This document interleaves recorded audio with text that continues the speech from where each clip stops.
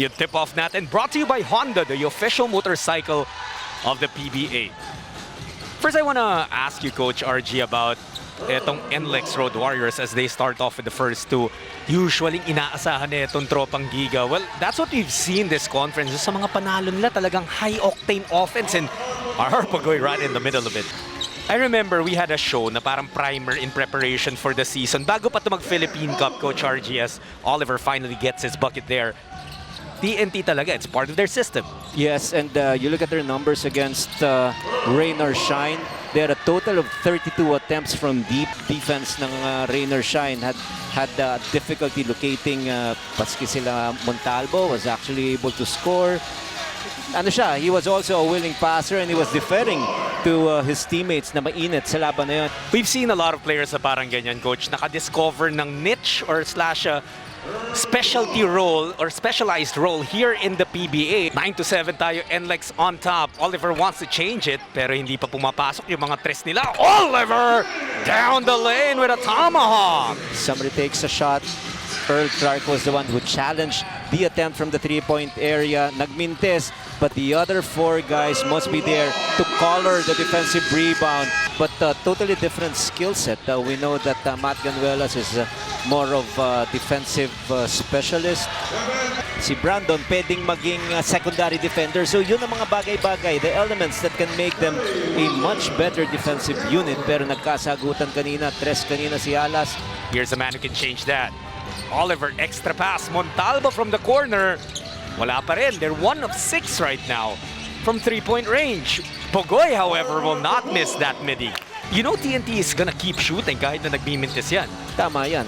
Talagang kasama yun sa kanilang opensa, kasama sa kanilang offensive system. Yung question siguro dun is attempt ba talaga yung una niya nung nabitawan niya yung bola?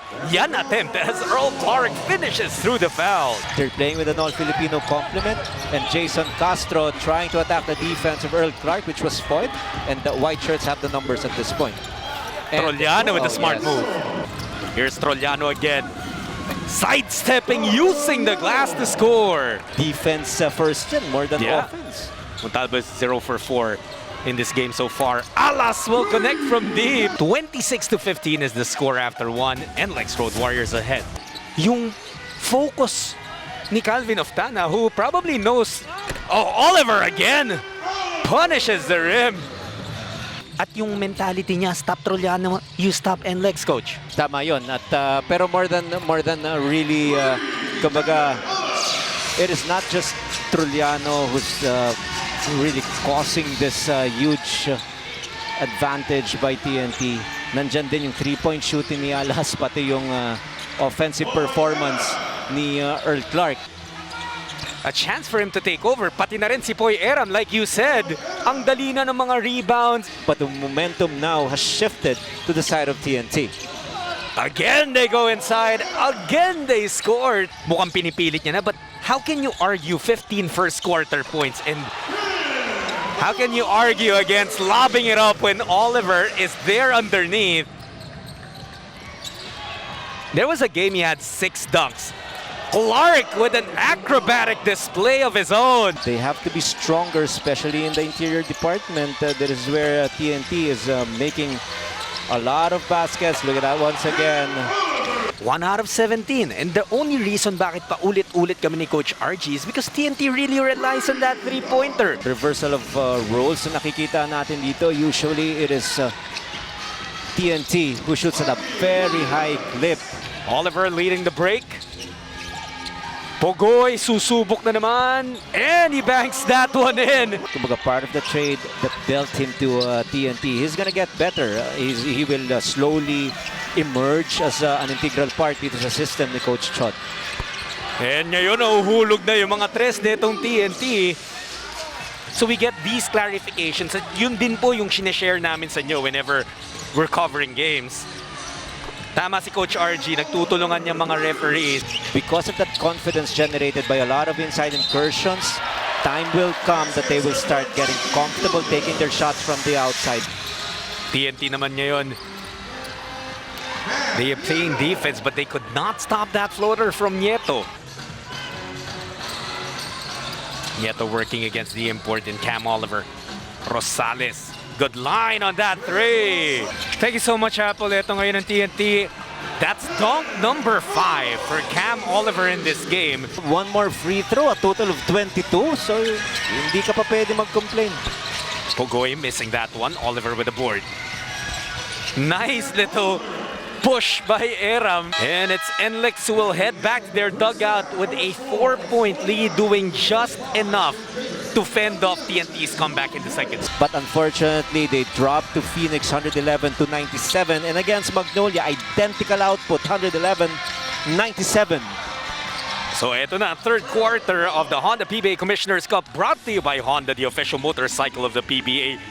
Yung nagsimula na scoring, Earl Clark pa rin. He's got 24 points and has been on a roll all game long. But Mikey Williams starting to heat up as well. Hindi nabibigyan ng open look, lalong-lalo na sa tres. So close out long ang ginagawa ng mga task to guard Calvin Oftana. That is why he is very ineffective on offense. Sayang naman yon. Si Larry nabibigyan sana ng 2 puntos. Napakadaling layup. Hindi na ipasok. Samantala, ito naman umatake si Cam Oliver against the lone defensive guy there, tasked to be their goalie, quote-unquote. And he was able to score against Earl Clark. Clark shoots over Oliver, and that's a bucket. He's given chances to his local teammates, meaning for every 4 attempts, at least 2 ibibigay niya sa kanyang mga teammates. Pero pag ineffective na, kakanyahin niya na yan. Total of 4 points in the last 2 possessions. He's 12 of 18 from the field. So right now, I don't think anyone would be mad on that NLEX bench. Oliver, 2 offensive rebounds. Yung pa rin yung namamayagpag na stat category for TNT, coach eh. Yung mga second chances, misses, turning into 3-pointers. Tama yun. So buti na lang, blessing in disguise ngayon. Pag titingnan natin yung foul situation. Oftana susubok ulit. That's his second triple from that side of the court. Comfortable attacking that zone. Alam na ni Calvin Oftana yung windows of opportunities. Pero binawi naman agad ni Mike Miranda with his own 3-pointer. Alas will get it now, being bothered by Montalvo. Alas, good pass to Trollano from the corner. It's done with a 3. Mikey Williams initially looking to attack. Ganda naman ng drop pass doon, pero nagdalawang isip si Aram. Nagawan pa rin ang paraan. I remember that's exactly what you said, Coach RG, no second quarter. Ang depensa ng NLEX. So, they've been hitting 3-pointers. Tatlong sunod-sunod na yan.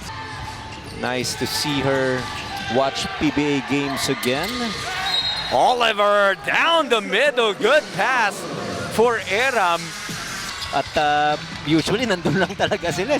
Di ba? Yung iba ang aim semifinals. But for them, it's always going for the jugular. Earl Clark drops in 2 more points. And just look at the impact at yung mga numero pa rin ni Jason Castro back in the finals of the Philippine Cup, di ba? Bakit naman pagre-retiro ang iisipin kung bumi-20 puntos pa sa finals? Tama, at yung daming buzzer beater niya, di ba? Yeah. Ilang beses natin nakita last conference. Pero ngayon, nakakatawa rin itong paglaban nitong NLEX. They're now looking at their import. To end or at least take the lead before the end of the third. Montalvo, he just hit one. Back-to-back threes para kay Kip Montalvo. Missed free throws already for the Road Warriors. Montalvo will try again. Not that time, but the tip-in for Cameron Oliver. Cameron Oliver and the rest of the TNT Tropang Giga have battled their way back to take a 3-point lead into the fourth. Yung difficulty on the player side to adjust to a new system. Pero for Coach Frankie Lim, as Kevin Hala slices down the middle and gets 2 points. One thing very significant is I've talked about points allowed in the last 2 games, a total of 111. Look at a high-scoring team like TNT, only 77 points so far. Grabe yun, because imagine sa rain or shine, 41 points sila isang quarter pa lang. However, TNT really starting to pick up the slack here. were limited to 15 points back in the first quarter. Pero 30 and 32 naman on second and third quarter. But why is NLEX still leading? Because Earl Clark continues to torch that net. And initially, kung makikita mo yung right knee niya, coach, and also is parang hip, medyo naka-bandage, no? Tignan natin kung magsusunod-sunod itong TNT. Sapal yung unang tira ni Alas. Nieto was there, and when he missed, Miranda was there. Yung length din kasi, tsaka timing neto ni Clark is truly impressive. Add on his offensive efficiency. He's got 39. Ngayon, instead of turning the ball over, he is attacking, he's getting his rhythm. Now, ang dami na ng positives na nagagawa. Oh, big basket by Miranda. Dalawang panalo ang TNT heading into this matchup. Dalawang talo naman ang NLEX. But right now, mukhang yung Road Warriors, Kevin Alas is averaging 15.8. And what a now, because of the absence of Cam Oliver inside, there will be no guy who can play either as a primary defender against Earl Clark. What reason do you see that Coach Chot is keeping Cam Oliver on his bench? Yung kombinasyon kasi itong limang to, hindi, si Calvin Oftana, new player pala. Ano lang, giving opportunities din sa kanyang local crew. You always appreciate players na mararamdaman mo talaga, 30 puntos, 40, but you love players na bibigyan ka ng 15. Labaw pa rin ang NLEX dito. They have the basketball. They're trying to use the clock as much as they can. Alas, nalusutan si Castro doon. One-on-one defense, something that TNT guards must be able to do against Kevin Alas. Pugoy na naman. Could not make it back-to-back, but Oftana with the rebound. The putback finishes through the foul. Castro to Pugoy. From the corner, hits the three. Nieto, nakakita ng puwang. What a big three! And that was a gutsy shot right there by Matt Nieto. He was so determined. He was not looking for an open teammate. He saw the tiny opening and he launched it. Oh, Pero the nakabawi. answer back! Ang bilis. 106-99. Clark against Pugoy. Earl Clark, good spin. Easy off the glass. And it looks like NLEX will escape with a win here. Pero here's Clark. And Clark, that's icing on the cake, Coach RG. Gargantuan performance, 45 big points. But the biggest adjustment really is the way they defended. They stuck to their 2-3 zone from the first quarter up to the end. Even if TNT were slowly getting their shots up, getting comfortable. 110-101 ang final score natin. Brought to you by Honda, the official motorcycle of the PBA.